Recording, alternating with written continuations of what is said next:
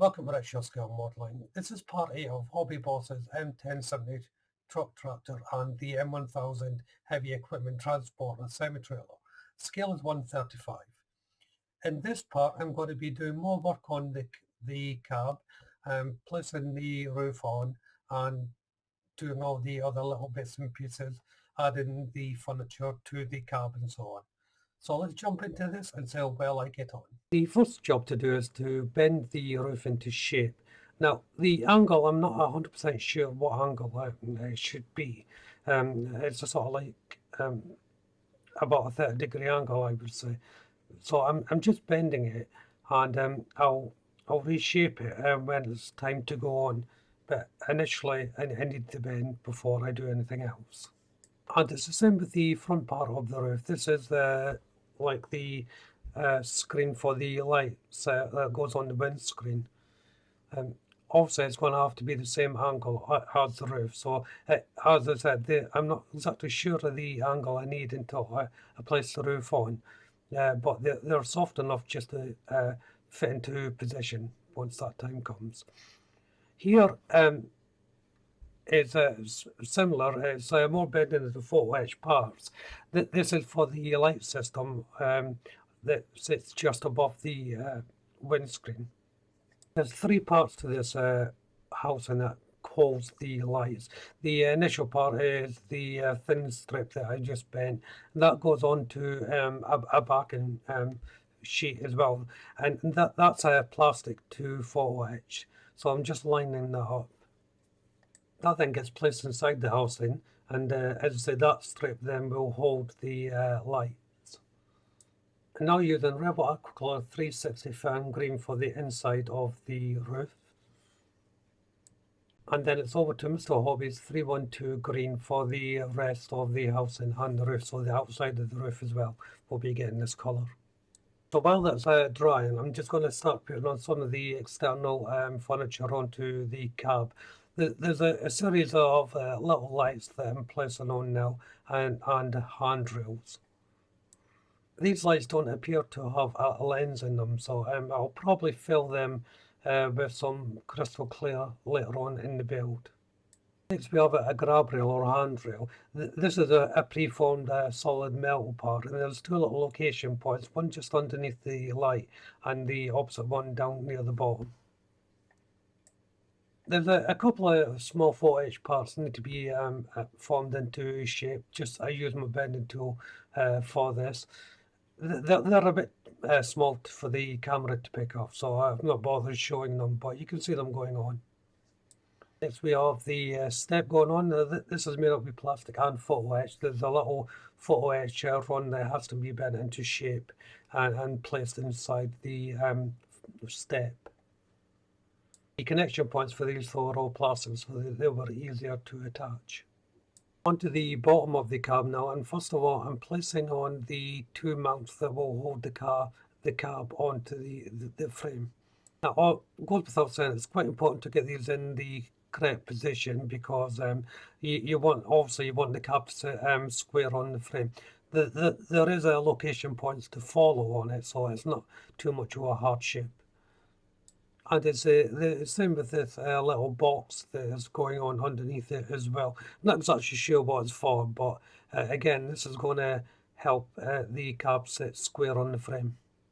Next are the two main support struts that are going in. These are a strange shape. Yeah, they're rectangular, but the way they're cut in to fit the contours of the bottom of the cab, they actually turn out to be quite difficult to fit. They're also very tight, so I had to persevere with these. There's a hazard warning light that sits above the cab, and just assembling that now. It's just one bit of plastic with the clear lens on top. You have an option of two different types here. There's also a vent housing that sits on top of the cab, and this is what I'm making up here. It's a fairly straightforward construction with the top plate going onto the housing, and then there's a photo etch part which is a grill that goes in the front. Here I'm painting the windscreen wiper blades, and the metal part is Mr. Hobby 28 metallic black, and the blades are light colour UA734. Going back to the top of the cab and the air intake vent thing, I'm using Mr. Hobby 38 red steel or steel red to paint the grille. The next stage of the roof is the framework that's going to hold the roof. As you can see, that's a simple construction of this little net of plastic, and there's a bottom support. It's got a little cross beam location point for it just to sit into. And on that, the overhead control unit sits on there. The attaching of the frame is actually quite tricky. The plastic is very thin, and it just fits in no more. It's actually quite a good fit, really. But when you're trying to get into position and holding it or clamping it to the frame, it will pull another part up. So if you look at there, the sort of jury rig I've made up just to hold it in position. Honestly, this is only because the plastic, because it was so flimsy, would just pull away from the edge. So I needed that sort of setup just to keep everything stable.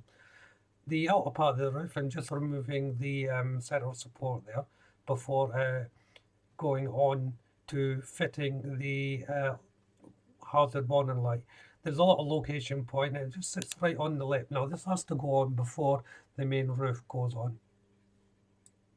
But before I put the roof on, there's a couple other bits and pieces to do first. I'm using the instructions here, the template guide, to bend a photo etch part. This has a curved bend in it, so you really need this guide just to get the part in its proper position. These then get placed onto the front of the cab, and this is going to add the framework for the bonnet of the car, or the hood if you're in America.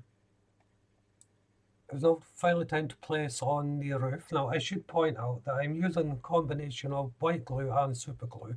The white glue is for the more permanent bond, super glue is for the instant bond. Using in conjunction with it, it does help.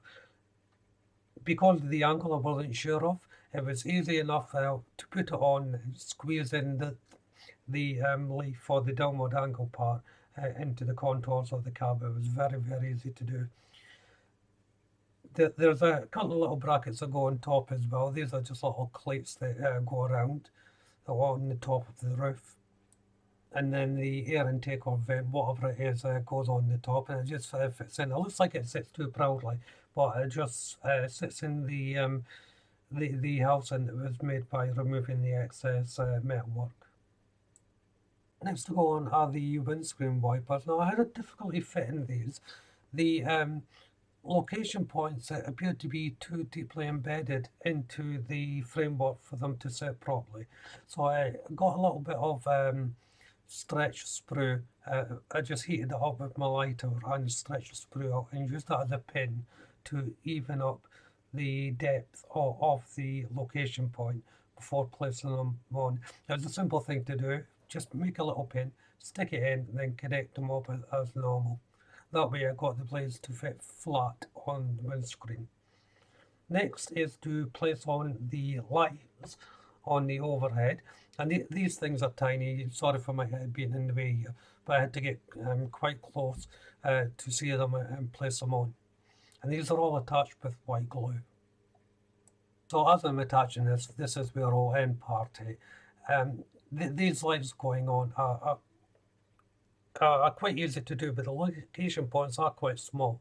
Don't worry about embedding them in, just put them over the location points, and that should be good enough for them. So if you haven't done so already, why don't you check out the channel for my other builds? If you subscribe to the channel, please do so. Make sure you hit the notification bell. That way you'll be kept up to date, not only with this build, but all my other builds as well, of course. Hit the like button.